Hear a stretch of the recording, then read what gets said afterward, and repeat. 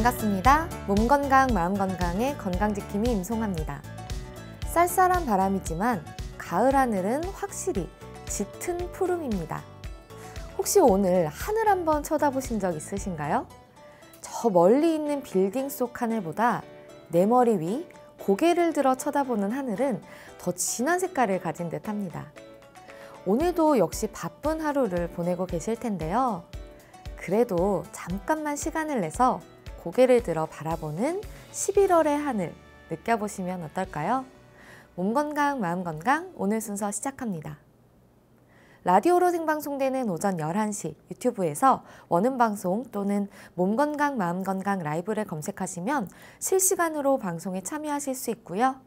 오른쪽 하단의 구독 버튼 누르시면 원음방송의 다양한 컨텐츠들도 만나실 수 있습니다.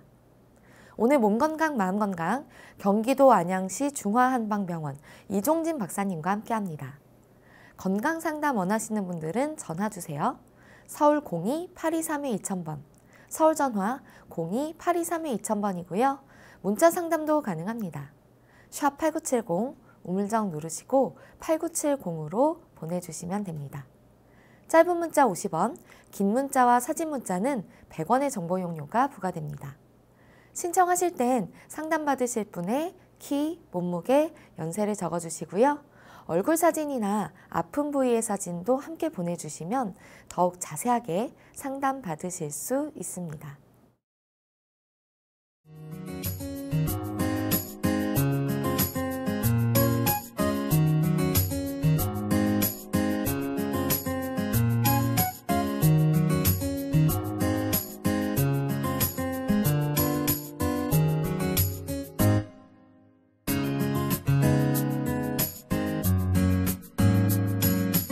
몸 건강, 마음 건강.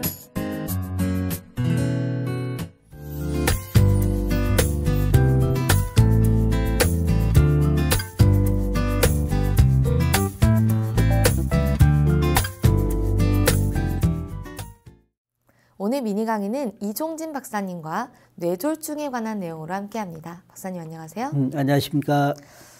네, 오늘은 이 3대 사망 원인이라고 부를 수 있는 어떻게 보면 좀 무서운 질병인 뇌졸중에 대해 말씀을 주신다고 들었는데요. 이게 또 겨울이 되면 좀 특히 심해진다면서요? 네, 그렇습니다. 네, 어떤 질환인가요? 네, 뇌졸중은 말 그대로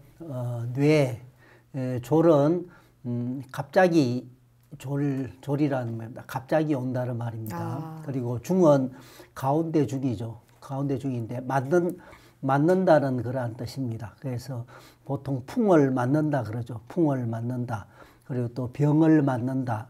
또 병든다 그런 뜻이 되겠습니다. 네. 그래서 뇌가 갑자기 병이 든다. 이제 그런 병이 되겠죠. 그래서 뇌졸중입니다. 그래서 흔히 중풍이라고 보통 흔히 이야기를 하고 있습니다. 그래서 이 병은 뇌의 혈관이 막히든지 또 혈관이 또 터짐으로써 혈관이 그 부위가 터짐으로써 그 부분에 뇌가 손상이 되어서 나타나는 그러한 증상들을 말하고 있습니다.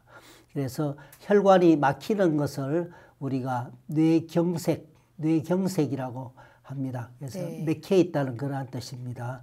그리고 혈관이 터지는 것은 뇌출혈이라고 합니다. 뇌출혈로 인해서 오는 그러한 뇌졸중이 되겠습니다. 네. 그래서 이 서양에서는 이런 뇌경색, 이 막혀서 오는 그러한 뇌졸중이 뇌출혈보다 3배 이상 많다고 보고가 되어 있습니다. 그리고 우리나라에도 85% 정도로 이 뇌경색이 더 많은 것으로 알려져 있습니다. 그래서 뇌경색, 막혀서 오는 뇌졸중이 그만큼 많이 나타난다고 볼 수가 있겠습니다. 네, 이게 겨울에 좀 특히 발병을 많이 하면 온도와 좀 관련이 있는 건가요? 네, 그렇습니다. 그래서 2010년도에 모 대학의 뇌신경센터에서 이 발표한 자료에 의하면은 이런 가을, 겨울 그리고 초봄까지 그래서 즉 10월, 11월, 12월 1월 2월 말까지 이 초봄이 오기 전까지 이러한 이 중풍의 이 발병 횟수가 많다는 것을 우리가 볼 수가 있습니다. 네. 그래서 온도가 내려가면은 이러한 뇌졸중이 더 많이 올 수 있다는 것을 우리가 통계학적으로 우리가 알 수가 있습니다. 그래서 기온이 내려가게 되면은 기온이 자꾸 차지고 기온이 내려가면은 뇌졸중이 잘 이 발병을 하게 된다는 것은 이 온도가 내려가면은 그만큼 이 혈관이 오그라들게 되겠죠. 네. 혈관이 오그라들고 혈관이 수축을 하게 됩니다. 수축이 하게 되고 좁아지고 그러면 팽팽해지고 그러면 그만큼 혈관이 자꾸 이 오그라드니까 막히기가 쉽게 됩니다. 네. 혈관이 막히기가 쉽고 또 그만큼 이제 혈관이 약하면은 또 혈관이 좀 막히면서 혈관이 터질 수가 있겠죠. 혈관이 터지든지 또 찢어지기가 쉽든지 또 그러한 연유로 인해서 이런 날씨가 차지고 추워지면은 이런 뇌졸중이 더 많이 온다고 우리가 그렇게 보고 있습니다. 네. 뇌졸중은 그러면 왜 생기는 건가요, 박사님? 예. 이 뇌졸중은 이 크게 세 가지로 나눠서 저희가 볼 수가 있습니다. 그래서 첫째는 이 피가 이 혈액이 점점 탁해진다는 그러한 논의를 들 수가 있겠습니다. 그래서 피가 자꾸 걸쭉해지고 피가 탁해지고 네. 그러면 자꾸 순환이 안 되겠죠. 그래서 이 현대에는 우리가 먹는 음식이 기름기 많은 음식을 먹고 또 육식을 너무 과다하게 많이 먹고 그럽니다. 그리고 또 이거 가공식품 그리고 인스턴트 음식 이러한 음식을 너무 과다하게 많이 그렇게 먹게 되면은 우리 몸의 피가 자꾸 걸쭉해지고 피가 탁해진다고 그렇게 됩니다. 그래 되면은 피가 자꾸 탁해지면은 피의 덩어리 찌꺼기가 많이 생기게 됩니다. 그래서 피 찌꺼기 덩어리가 자꾸 생기게 되고 그러면 이 피 덩어리가 우리 온몸에 이렇게 돌아다니다가 이런 뇌혈관에 막히게 되면은 이런 뇌경색 뇌가 막히는 그러한 뇌경색 증상이 올 수가 있게 됩니다. 네. 그리고 두 번째는 이 혈관이 좁아진 것을 들 수가 있습니다. 아까는 피가 탁해서 자꾸 걸쭉해지는 이런 막히는 그러한 증상을 볼 수 있고 두 번째는 혈관이 자꾸 좁아지는 것입니다. 혈관이 좁아지는 것도 우리가 기름기 많은 그런 음식을 먹고 이런 스트레스를 지속적으로 너무 과다한 스트레스를 계속 많이 받고 그리고 너무나 피로해서 과로가 자꾸 누적이 되고 그러한 영향으로 인해서 혈관이 자꾸 좁아지게 됩니다.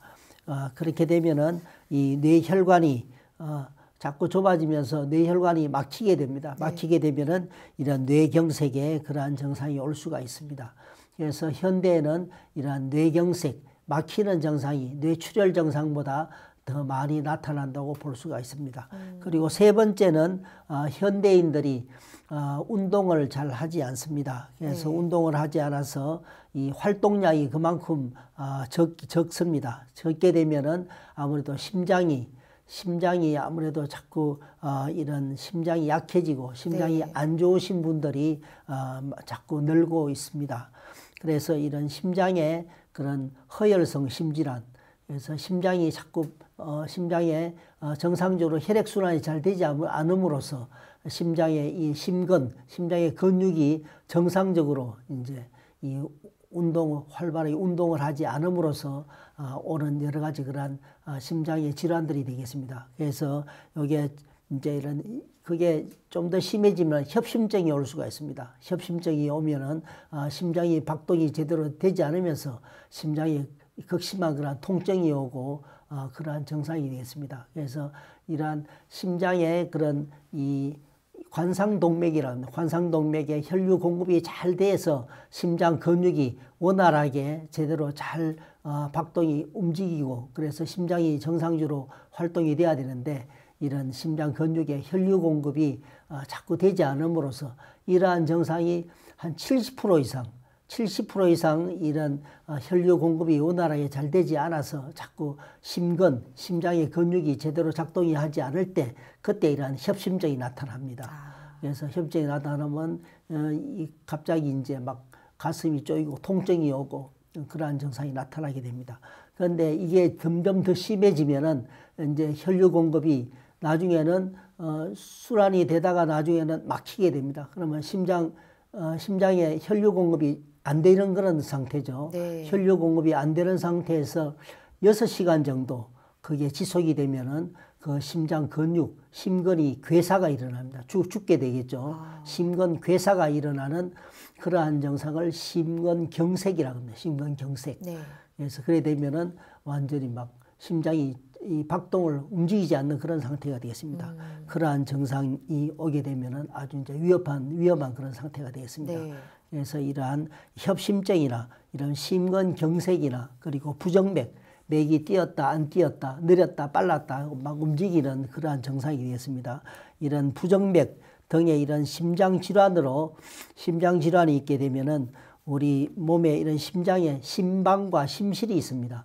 그래서 이런 심방에서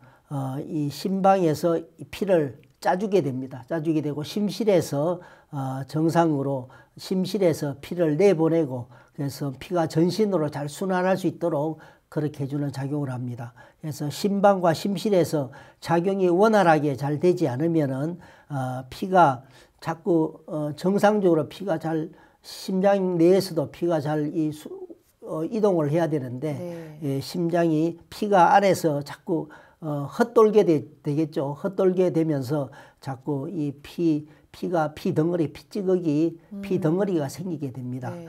그래서 피찌꺼기 덩어리가 이런 뇌혈관에서 자꾸 막히든지 터지게 되면은 이런 뇌졸중이 올 수 있다고 저희가 그렇게 보고 있습니다. 뇌졸중이 박사님이 말씀하시기를 이 뇌에 문제가 생겨서 정말 어디서 갑자기 맞는다라는 그런 의미를 담은 질병이라고 말씀을 해주셨어요. 그만큼 갑작스럽게 나도 모르게 찾아온다는 얘기일 텐데 그런 질병이 또 심지어 3대 사망 원인이라고 하니까 이게 미리 예방을 한다든지 아니면 뇌졸중이 걸릴 수가 있구나 하는 이런 전조 증상을 좀 알 수 있다면 뭐 예방이라든지 아니면 우리가 조금 더 대비를 할 수 있을 것 같은데 전조 증상이나 초기 증상 같은 것들이 나타나는 게 있나요? 네, 그렇습니다. 우리 몸에 이런 혈관이나 그런 신경에 그런 이상 증상이 이제 점점점 나타나게 됩니다. 네. 그래서 혈관이나 신경에 그러한 이상으로 순환이 잘 되지 않게 되면은 자꾸 이제 이런 저리고 감각이 둔해지고 네. 하는 이러한 증상이 점점 나타나게 됩니다. 그래서 이제 쉽게 나타나는 것이 이 손가락이나 이 발가락이 자꾸 저리고 감각이 자꾸 둔해지고 하는 그러한 증상이 나타납니다. 그래서 이런 동의보감에도 엄지손가락과 검지, 이 검지손가락이 저리면은 이 수년 내로 중풍이 올 징조이니 매우 조심하라고 했습니다. 네. 그래서 이런 첫째 손가락, 둘째 손가락이 자꾸 저리고 자꾸 이 감각이 안 좋아지고 그러면은 중풍이 올 확률이 많다고 그렇게 이야기를 했습니다. 그래서 엄지나 이 둘째 손가락이 저린 사람이 한 몇 년 지나다 보면은 보니까 이런 중풍이 오는 경우가 많았기 때문에 그런 결과가 나온 것으로 그렇게 볼 수가 있겠습니다. 그래서 이런 손가락이나 이런 발가락이 저린 경우에는 항상 이런 뇌졸중을 염두에 두고 조심을 해야 될 것으로 봅니다. 네. 그래서 이런 손가락이나 발가락이 저린 경우가 이 남자보다 이 여자분이 더 많은 것을 볼 수가 있습니다. 그래서 나이가 점점 들면서 이제 여자분들은 이 갱년기를 지나서 자꾸 이 나이가 들면서 이 혈관이 자꾸 약해집니다. 혈관이 아주 약해지니까 잘 이 혈관이 터지든지 그리고 잘 혈관이 긴장이 되고 또 혈관이 자꾸 막히는 그러한 증상이 올 수가 있습니다. 네. 그래서 최근에 발표로 보면은 이런 여성분들이 이런 중풍 뇌졸중 발병률이 높아진다는 그런 보도를 볼 수가 있습니다. 그래서 손가락, 발가락이 이런 한두 개가 자꾸 저리고 감각이 둔해지는 그러한 증상이 나타난다면은 항상 이런 뇌졸중이 오지 않도록 항상 조심하고 이런 치료를 미리 받든지 항상 염두에 두시는 게 항상 중요하다고 그렇게 생각을 합니다. 네. 손가락 마비가 그냥 좀 손이 저린가 보다 하고 넘어갈 것이 아니라 내가 어쩌면 뇌졸중일 수 있구나 라고 뭐 심각하게 받아들이실 건 없지만 좀 염두는 해보시는 게 좋을 것 같네요. 그 뇌졸중이라는 게 실제로 후유증, 마비 증상을 더 두려워하시는 분들이 많거든요. 이 증상은 어떤 식으로 나타나나요? 네, 그렇습니다. 그래서 이 뇌졸중의 이러한 증상은 이런 뇌의 그러한 병 증상입니다. 네. 그래서 뇌의 신경세포가 손상을 받아서 뇌 신경 손상에 연관된 그러한 부위로 증상이 다 나타나는 증상이기 때문에 전신에 영향이 다 옵니다. 그래서 무서운 그러한 병이 되겠습니다. 그래서 뇌혈관이 막히든지 뇌혈관이 터지게 되면은 뇌의 일부분이 이런 영향을 받습니다. 그래서 뇌의 일부분이 죽게 됩니다. 그러면은 그 뇌 부분이 그 기능을 하고 있던 담당하던 그러한 기능이 네. 이제 장애가 올 수가 있습니다. 그래서 이런 나타나는 증상이 이런 뇌졸중의 증상이 되겠습니다. 그래서 첫째로 볼 수 있는 증상이 이 마비 증상입니다. 네. 그래서 반신의 마비 증상이 옵니다. 그래서 이런 팔다리를 움직이게 하는 운동신경은 이런 대뇌, 이런 대뇌에서 내려오다가 이 뇌간이라고 이런 뇌간 머리 뒤쪽에 뇌간 아랫부분에서 이 운동신경이 교차를 합니다. 교차를 해서 한쪽 뇌에 그런 뇌졸중이나 그러한 이상 증상이 생기게 되면은 네. 대개는 그 반대쪽으로 이러한 증상이 나타납니다. 반대쪽으로 마비 증상이 올 수가 있겠습니다. 그래서 오른쪽 뇌에서 이런 뇌경색이나 뇌 출혈의 그러한 그게 발병이 되면은 왼쪽으로 팔다리가 마비가 되고 자꾸 왼쪽 팔다리가 힘이 없고 자꾸 이러한 증상이 반대편으로 오는 그러한 증상을 볼 수가 있습니다. 네. 그리고 두 번째는 반신에 그런 감각 장애가 일어납니다. 그래서 아까 말씀드린 대로 그런 마비 증상과 아울러서 반쪽에 감각의 장애 증상이 나타납니다. 그래서 그 부위가 저리고 또 아프기도 하고 감각이 이상해지고 이러한 증상이 같이 아울러서 나타날 수가 있겠습니다. 그리고 세 번째는 이제 언어장애, 말을 하는데 자꾸 말을 잘 못하든지 네. 말이 원활하게 잘 나오지 않은 그런 증상을 볼 수 있습니다.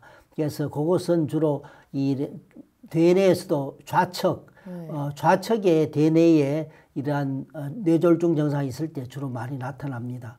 그래서 우측 오른쪽에 반신 마비 증상이 나타날 때 그럴 때 이를 말을 잘 하지 못하는 그러한 증상이 같이 동반해서 많이 나타나는 것을 볼 수가 있습니다. 그래서 항상 말하는 것은 좌측 내에서 네. 연관이 된다고 그렇게 볼 수가 있습니다. 그 다음에는 이 발음장애, 말을 하는데 자꾸 이제 이런 혀나 이런 목이나 입술 쪽에 근육이 자꾸 마비가 됩니다. 그래서 말은 하는데 정확한 발음을 할 수 없는 그런 경우를 우리가 흔하게 볼 수가 있습니다. 그리고 그 다음에는 운동이 자꾸 원활하게 나오지 않는 운동실조증을 볼 수가 있습니다. 그래서 손발이 내가 마음대로 잘 움직이지를 못하고 잘 조절이 되지 않고 그리고 걸음을 걸을 때 자꾸 한쪽으로 자꾸 솔려서 자꾸 넘어지려고 하고 네. 이러한 증상이 나타납니다. 그리고 그 다음에는 이런 시력이 잘 보이지가 않습니다. 그래서 자꾸 한쪽 눈이 잘 보이지가 않고 그리고 눈이 자꾸 어두워지고 자꾸 침침해지고 잘 안 보이는 그런 증상을 볼 수 있습니다. 네. 그리고 연화장애, 음식물을 잘 삼키지가 못하고 또 침을 잘 삼키지가 못하고 침을 자꾸 옆으로 질질 침이 새는 그러한 증상을 흔하게 볼 수가 있습니다. 그러면은 치매 증상, 기억력이나 판단력이나 이러한 지적 영역이 떨어지는 것을 우리가 흔하게 볼 수가 있습니다. 그리고 의식장애 증상이 또 올 수가 있습니다. 그래서 이것은 아주 심한 경우가 되겠죠. 심한 경우에는 의식장애가 오면서 혼수 상태로 빠지게 됩니다. 네. 그래서 혼수 상태가 빠질 정도가 되면은 아주 예후가 불량해지는 것을 우리가 흔하게 볼 수 있습니다. 그래서 혼수 상태가 계속 심하게 되면은 나중에는 식물 인간으로 계속 남는 경우가 우리가 볼 수가 있습니다. 뇌졸중이 식물 인간까지 될 수가 있나요? 그렇습니다. 이런 혼수 상태가 계속 지속이 될 때 나중에 생명은 건졌다고 하더라도 네. 식물인간으로 계속 남는 경우가 볼 수 있습니다. 그래서 몇 년 동안 식물인간으로 계속 그렇게 남아있는 경우도 우리가 많이 볼 수 있습니다. 그리고 또 두통, 머리가 또 심하게 아플 수 있습니다. 그래서 머리가 아픈 것은 주로 뇌출혈일 때, 출혈 증상일 때 이런 두통이 심한 증상을 우리가 많이 볼 수가 있습니다. 네, 검사를 어떻게 해봤는지도 궁금한데 뇌졸중 같은 경우에는 뭐 어떤 식으로 진단을 받게 되나요? 네, 뇌졸중의 진단은 우리가 흔하게 이런 영상학적인 그런 검사 방법으로 이런 CT나 MRI 촬영이나 그렇게 검사법으로서 이런 뇌의 상태를 저희가 정밀하게 파악을 할 수가 있습니다. 그래서 쉽게는 이제 CT 촬영을 해서 우리가 쉽게 볼 수 있습니다. CT 촬영은 이런 뇌졸중이 왔을 때, 뇌경색이나 뇌출혈이 왔을 때는 아주 응급 환자입니다. 응급 환자일 때는 시간이 아주 필요합니다. 그래서 시간이 조금만 지체가 되면은 나중에는 치료가 불가능해지는 그런 상태가 올 수 있습니다. 그래서 치료 5시간 이내에 발병한 지 5시간 이내에는 치료가 들어가야지 이 사람이 빠른 회복을 할 수 있고 생명을 건질 수가 있는 그런 상태가 되겠습니다. 그래서 CT나 이런 MRI 촬영도 이제 시간이 아주 급합니다. 그래서 처음에는 CT 촬영은 보통 이제 한 30분 이내로 CT 촬영을 할 수가 있습니다. 그래서 CT 촬영이 간편하니까 CT 촬영을 우선 할 수가 있습니다. 그래서 CT 촬영을 하면은 뇌경색이나 뇌출혈을 쉽게 구분을 할 수 있습니다. 그래서 뇌경색은 검게 나오고 뇌출혈은 하얗게 그러한 그 부위가 나타나는 것을 볼 수가 있습니다.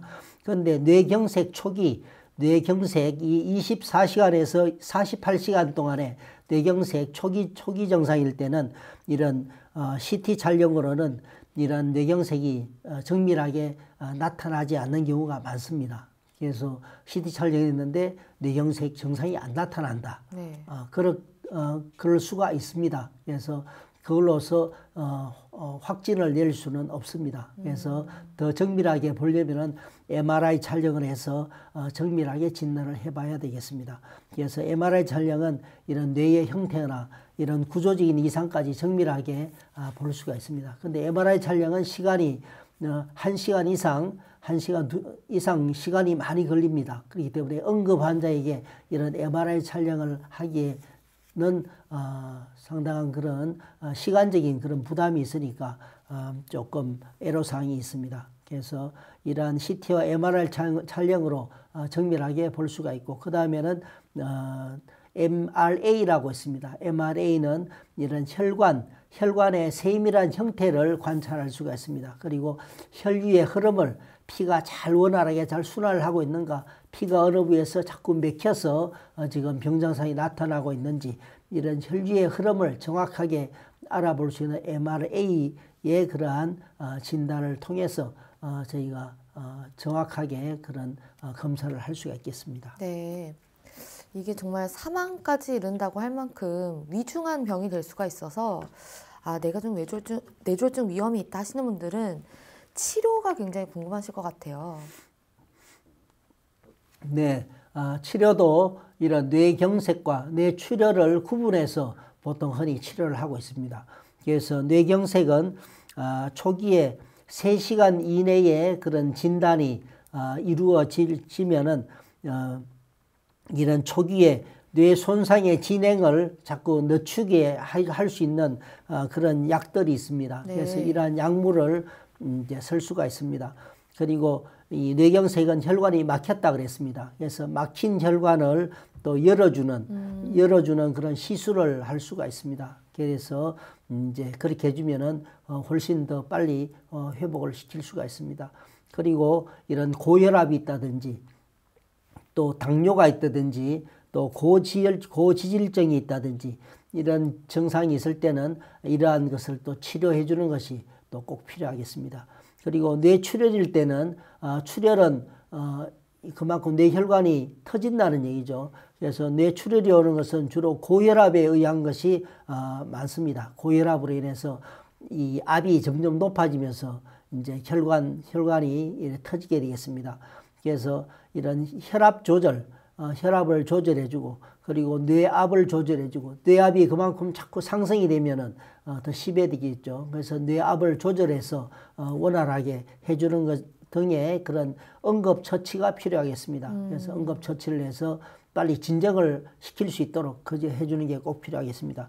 그리고 또 이 출혈이 되면은 뇌 속에 피가 고이게 되겠죠. 그래서 피가 많이 이렇게 고여 있으면은 이제 그때는 수술을 합니다. 그래서 수술을 해서 빨리 고인 피를 빼내주는 그러한 수술이 아주 필요할 때 꼭 필요해서 그러한 수술을 할 수가 있습니다. 그런데 치료도 물론 꼭 필요하고 이런 상황에서 치료를 해야 됩니다.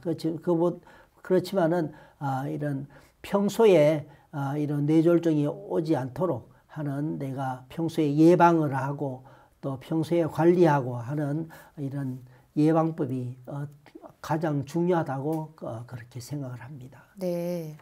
근데 뇌졸중이 턱관절하고도 관련이 있다고 들었어요. 이게 뇌졸중의 원인 중에 턱관절에 질환이 있거나 문제가 있을 때 그렇게 될 수가 있나요? 네, 그렇습니다.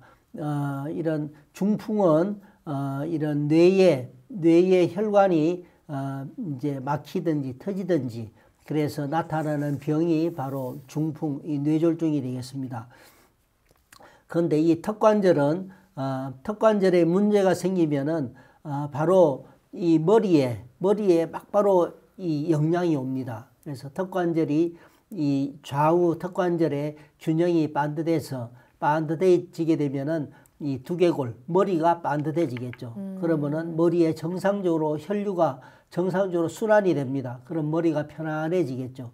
그런데 턱관절이 좌우의 균형이 틀어지게 되면은 이 두개골이 머리가 틀어지게 됩니다. 머리가 틀어지게 되면은 자연적으로 머리에 정상적인 순환이 잘 되지 않습니다. 혈류가 순환이 잘 되지 않으면은 자꾸 이 혈류가 순환이 되지 않으면서 자꾸 혈류가 막히든지 또 이렇게 나쁜 영향을 줄 수가 있는 것을 우리가 볼 수가 있습니다. 네. 그래서 중풍에는 이런 턱관절을 균형을 바로 잡아주는 이 턱관절 치료가 꼭 필요하다고 저희는 그렇게 보고 있습니다.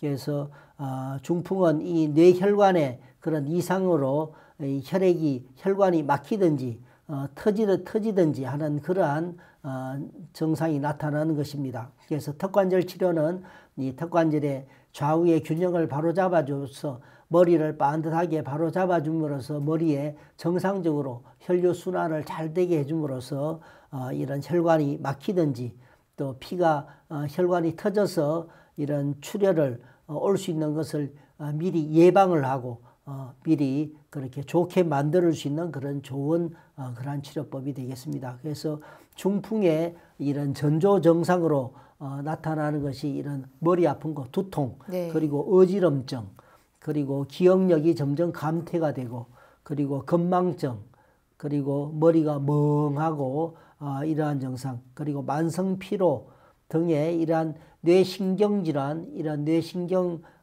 질환들도 이러한 턱관절 치료를 해서 머리에 정상적으로 머리의 균형을 잡아주고 머리에 정상적으로 혈류순환을 좋게 해주면은 좋아지는 것을 저희가 흔하게 많이 볼 수가 있습니다.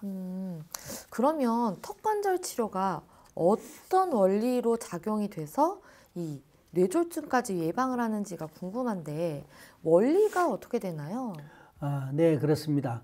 그래서 이 턱관절 치료는 이런 턱관절 균형을 잡아줌으로써 이 머리에 이런 균형도 바로 잡아주면서 혈류순환을 원활하게 해준다 그랬습니다. 네. 그와 아울러 턱관절 치료는 이 막힌 것을 뻥 뚫어주는 그런 치료를 할 수가 있습니다. 그래서 이 머리로 뇌로 올라가는 대후두공이라는 그러한 이 구멍이 있습니다. 그래서 뇌로 올라가는 대후두공을 뻥 뚫어줍니다. 그래서 원활하게 대후두공으로 머리로 이 혈액이 정상적으로 순환이 될 수 있도록 이런 신경과 혈액이 순환이 될 수 있도록 해주는 게 대후두공입니다. 그래서 뇌로 올라가는 500원짜리 동전 크기의 이런 구멍이 대후두공이 되겠습니다. 네. 그래서 머리 뒤쪽에 보면은 여기 구멍이 있습니다. 그래서 500원짜리의 동전만한 그런 이런 구멍이 대후두공. 이 대후두공을 통해서 우리 이 몸의 이런 신경, 척수신경이나 혈관이나 이 후두공을 통해서 뇌로 이 순환을 정상적으로 할 수 있도록 해줍니다. 그런데 이게 머리가 반듯하게 이 턱관절이 반듯하면은 대후두공도 반듯하게 해서 정상적으로 순환이 됩니다.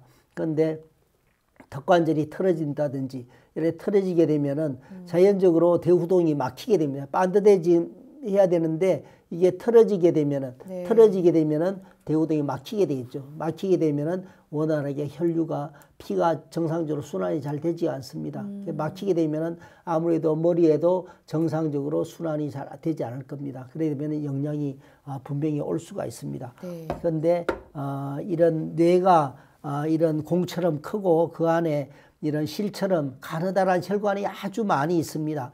혈관들이 거물처럼 많이 얽혀 있고, 그런데 이 혈관들은 이런 대후두공을 통해서 이런 혈액이 다 올라가서 순환이 돼서 다 되게 해줍니다. 근데 이 구멍이 좁아져서 막히게 되면은 네. 혈관이 좁아지고 긴장 수축이 되면서 자꾸 뇌혈관이 막히게 되고 또 이런 터지게 되고 이런 뇌졸중이 오게 되는 것입니다. 그래서 수도꼭지를 우리가 수도꼭지 고무호수를 손으로 꽉 잡으면은 피가 잘 물이 흐르지가 않습니다. 네. 피가 물이 막히게 되겠죠. 그런데 고무호수를 손으로 쥐었던 것을 놓으면은 물이 콸콸 하고 잘 물이 흐르게 됩니다. 네. 그거와 똑같은 이치가 되겠습니다. 그래서 이런 뇌졸중은 이런 뇌혈관이 막히든지 터지는 것입니다. 그래서 혈관이 좁아지고 긴장 수축이 돼서 그러한 증상이 나타납니다. 그래서 혈관에 들어가는 이 구멍, 이 뇌로 올라가는 대후동을 뻥 뚫어주면은 정상적으로 피가 순환이 잘 되면은 이런 피 찌꺼기나 피 덩어리가 있더라도 이런 막히지 않고 잘 이렇게 흐를 수가 있을 겁니다. 원활하게 잘 순환이 되고 흐르게 된다면은 이런 내가 아무리 좀 안 좋다 하더라도 이런 뇌졸중 중풍이 올 수 있는 것을 미연에 우리가 예방을 하고 관리를 할 수 있는 그런 좋은 치료법이 될 것으로 그렇게 생각을 합니다. 네. 끝으로 당부 말씀 한 말씀 해주시면 좋을 것 같은데요. 뇌졸중을 아무래도 예방하는 것이 중요하니까 예방 방법 위주로 좀 말씀을 해주시죠. 네, 그렇습니다.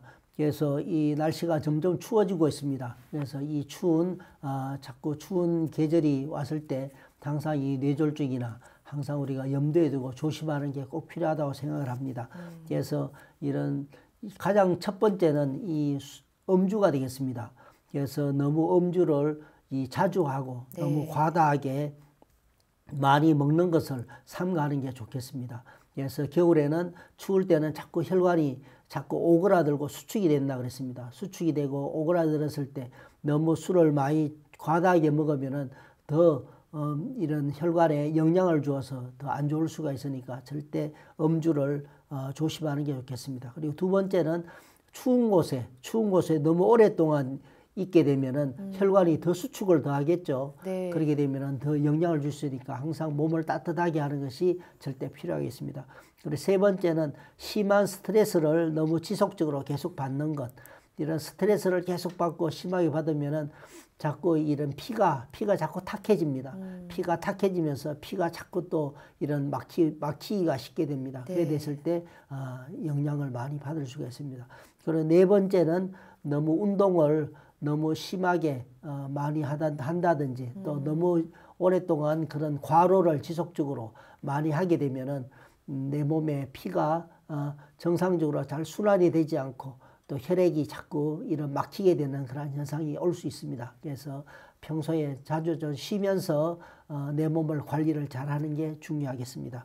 그리고 다섯 번째는 항상 자세를 반듯한 자세로 자세를 유지하는 게 좋겠습니다. 그래서 자세가 자꾸 틀어지고 몸이 자꾸 틀어지게 되면은 네. 자꾸 막히게 되겠죠. 막히게 되면은 이러한 증상이 오기가 쉽게 되겠습니다.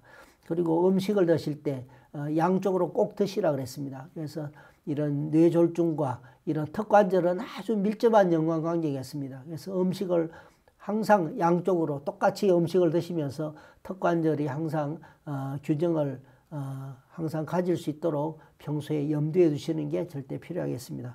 그리고 마지막으로는 항상 음식을 조심하시고 네. 음식도 안 좋은 음식은 좀 피하시고 좋은 음식을 드시고 항상 음식을 잘 조심해서 드시고 그리고 음식도 체질에 맞게 그렇게 가려 드시는 것도 중요하겠습니다. 그래서 이런 한방 의료기관에 가셔서 자기의 체질을 정확하게 진단을 해서 그 자기 체질에 맞는 음식을 평소에 드시면서 관리하는 것도 좋은 방법이 되겠다고 그렇게 생각을 합니다. 네. 오늘 뇌졸중의 증상과 치료에 대해 알아보는 시간이었습니다.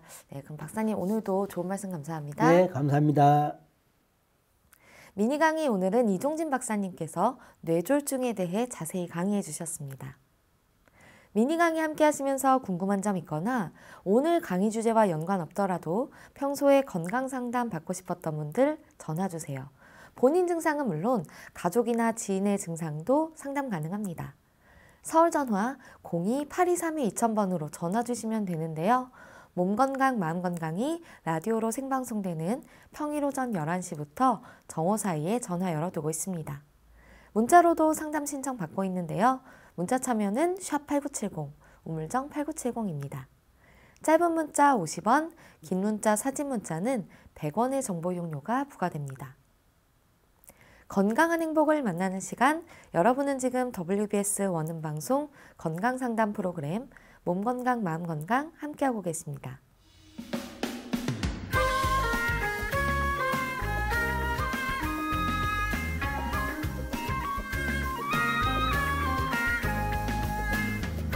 날이면 날마다 찾아오는 시간이 아닙니다. 약이 되고 복이 되는 꿀같은 건강정보 튼튼보감 시간입니다. 오늘 주인공은 느릅나무입니다. 느릅나무는 건강에 어떤 도움을 주는지 박사님께 여쭤볼게요. 박사님, 느릅나무가 우리 몸에 어떤 도움이 되나요? 네, 그렇습니다. 이 느릅나무는 이런 느릅나무과에 속하는 이런 비술나무는 중국에 주로 많이 있습니다. 그리고 이런 참느릅나무, 왕느릅나무 그것은 우리나라에 많이 자생을 하고 있습니다.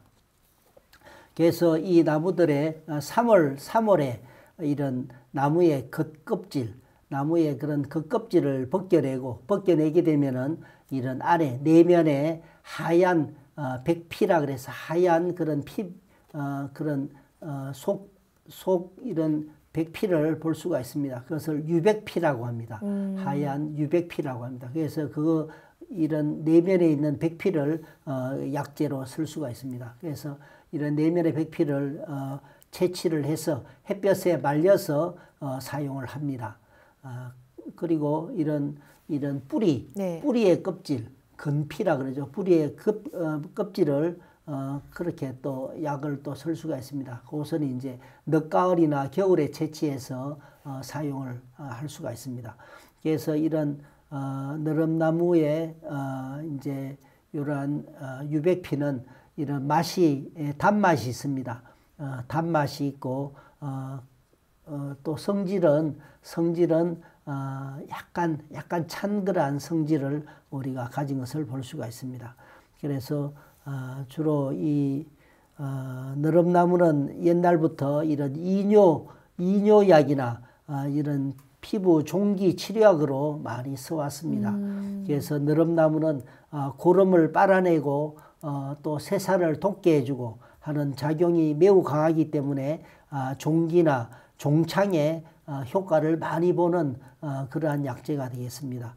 동의보감에서도 이런 부스럼이나 종기가 났을 때 이런 송진과 느릅나무 뿌리 껍질을 넣고 이런 물이 나도록 찧어서 붙이게 되면은 아주 잘 좋아진다고 기록에 그렇게 나와 있습니다. 네. 그래서 그만큼 이 피부의 그런 종기나 피부 이런 부스럼 질환에 아주 좋은 효과를 우리가 볼 수가 있습니다. 그리고 또 이런 비염이나 축농증에도 이런 축농증 등 이런 코 질환을 좋게 해주는데 도움이 된다고 그렇게 하고 있습니다. 그래서 그것은 염증을 치료해주고 그리고 면역력을 강화해 줍니다. 면역력을 강화해 줌으로써 그런 효과가 있다고 그렇게 봅니다. 그래서 유검피의 질액, 이런 액을 코에다가 직접 바르든지 네. 또 복용을 할 수가 있습니다. 그리고 유검피와 또 주겸이라 그러죠. 네. 유검피와 주겸을 같이 이렇게 달여서 그 물을 코 안에 계속 세척을 해주고 또 먹을 수도 있고 또 그렇게 해줌으로써 이런 코 질환에 많은 도움을 그렇게 주는 것을 볼 수가 있습니다. 그리고 또 이런 느릅나무의 또 이러한 뿌리 껍질은 또 위궤양이나 또 십이지장 궤양이나 여러 가지 그런 궤양에 또 뛰어난 효과가 있다고 합니다. 그리고 또 부종에도 부기 이런 부종을 이렇게 제거시켜 주는데도 아주 효과가 좋다고 그렇게 하고 있습니다. 네. 그리고 또 소변이 잘 나오지 않을 때 그럴 때도 느릅나무가 또 도움을 주기도 합니다. 그래서 느릅나무의 이런 뿌리 껍질과 옥수수 수염을 넣어서 같이 차로 달여 먹으면은 효과가 좋다고 그렇게 하고 있습니다. 그래서 소변을 원활하게 잘 나오게 해주고 소변을 잘 나오게 해주고 그렇게 되면서 몸에 자꾸 부었을 때 부기를 떼주는 효과가 아주 그렇게 좋은 효과를 볼 수 있습니다. 네. 그래서 아까 또 피부 이야기했죠. 피부에 부스럼이나 종기가 났을 때 빨리 아물게 해주는 작용. 그것은 이런 염증을 가라앉히고 또 몸에 이런 해독을 시켜주는 그런 효과가 좋습니다. 그래서 피부의 궤양이나 또 욕창이나 네. 또 이런 피부에 그런 종기가 났을 때 또 많이 그렇게 사용을 할 수 있습니다. 그런데 이런 느릅나무는 약간 성질이 찬 성질이 있습니다. 그래서 임산부는 드시지 않는 게 좋습니다.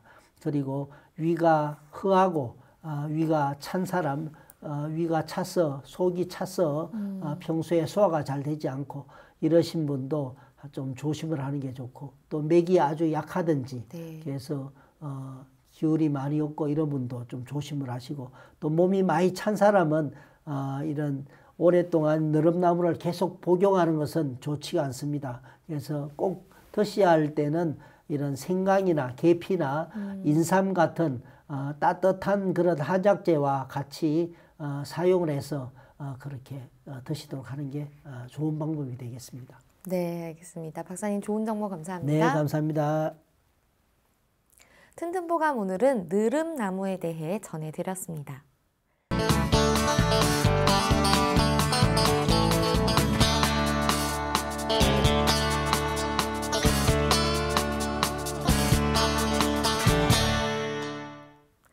자, 그럼 오늘의 건강상담 시작해 볼 텐데요.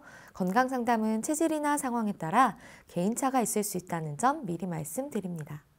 상담 전화 서울 02-823-2000번입니다. 몸건강 마음건강은 TV와 라디오를 통해 방송됩니다. 원음방송TV는 스카이라이프 채널 187번, KT올레TV 239번, SKBTV 309번, LGU 플러스 278번, 딜라이브 239번, CJ힐로 238번, 현대 HCN 549번, 제주 KCTV 375번, 금강방송 796번입니다.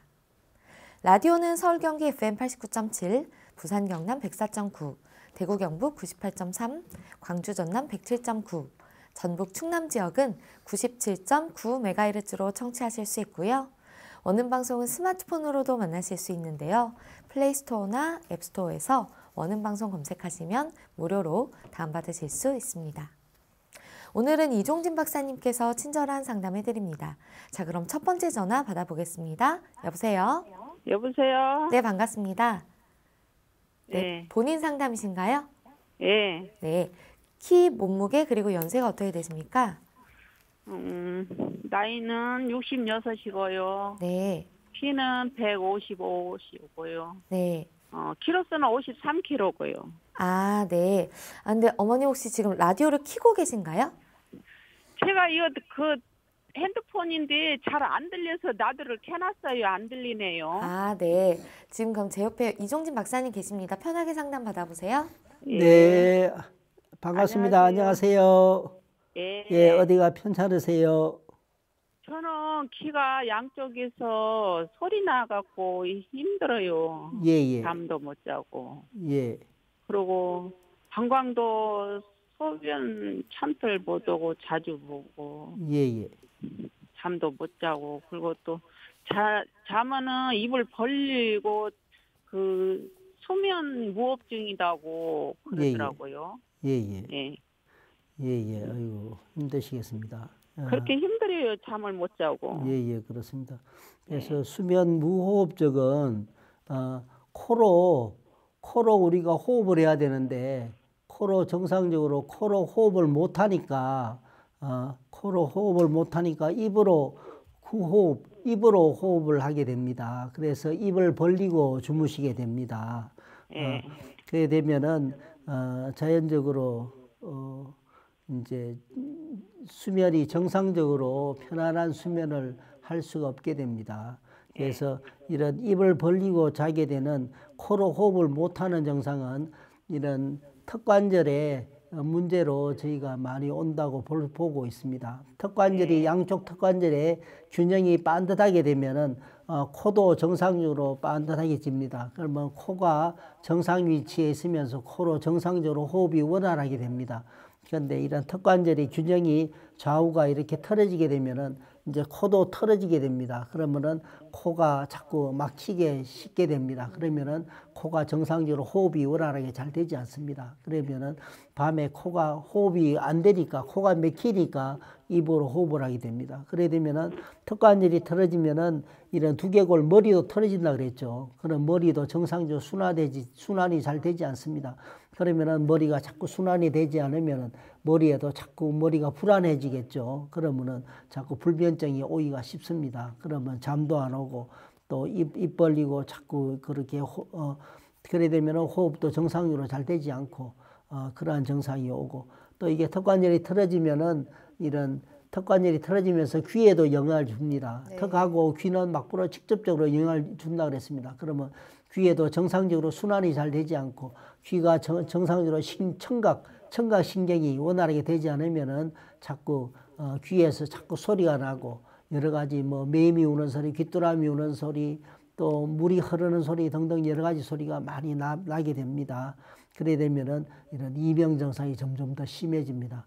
그래서 항상 이 턱관절이 정상 위치에 반듯하게 할 수 있도록 항상 평소에 자세를 반듯하게 하시고 그리고 음식도 드실 때 양쪽으로 똑같이 음식을 드시도록 그렇게 하는 게 아주 중요하겠습니다.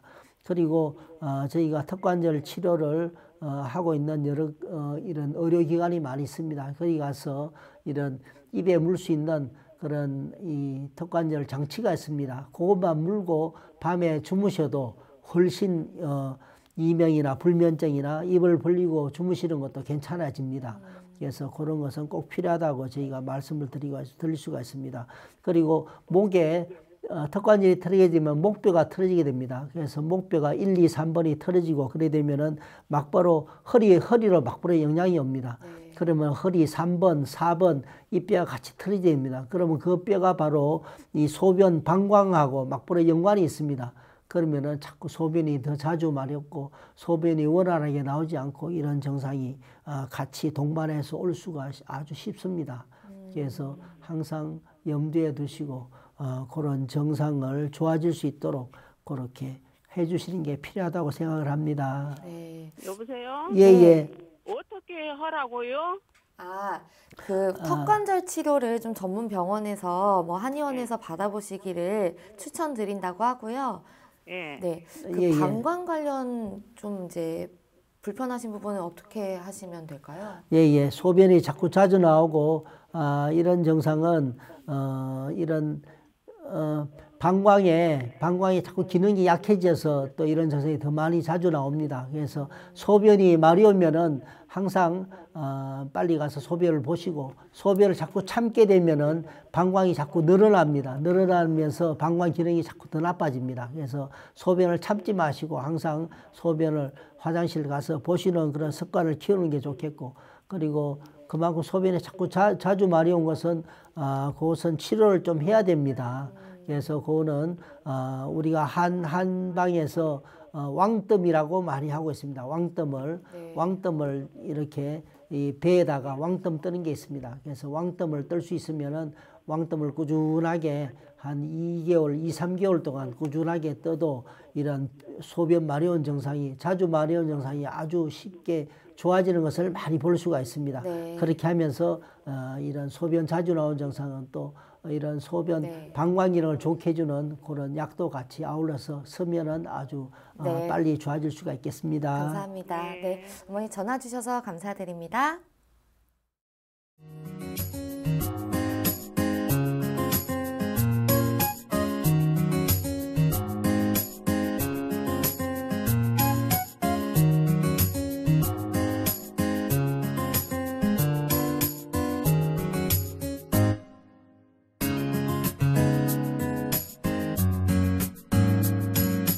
몸 건강, 마음 건강. 몸 건강, 마음 건강, 오늘은 이종진 박사님과 함께했습니다. 박사님 오늘도 좋은 말씀 감사합니다. 네, 감사합니다. 다음 시간엔 한의사 박경숙 원장님과 함께 할게요. 오늘도 건강한 하루 보내세요.